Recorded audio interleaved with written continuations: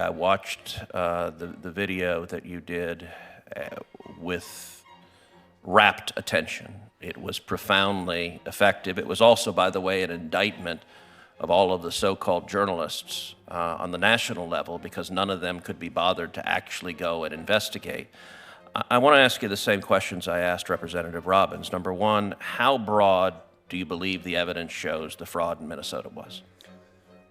It's easily in excess of $30 billion when you take everything into account. You've got all of these NGOs, you've got nonprofits, you've got county money, you've got city money, you've got CCAP money, you've got another thing called Great Start.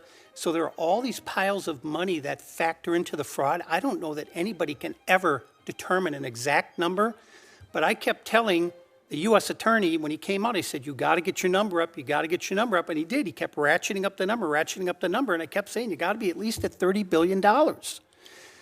So going back to whether Governor Walz knew about it, Governor Walz admitted knowing about the fraud early in his first term, which would say 2020.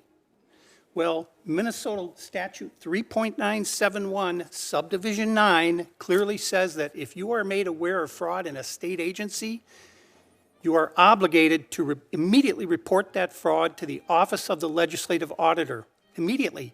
The Legislative Auditor is then the body that determines which law enforcement agency to bring into the investigation. Governor Walz did not contact the Office of the Legislative Auditor. He said he contacted the FBI about what? That's not what the law says. How many organizations receiving taxpayer funds did you visit in total? How many?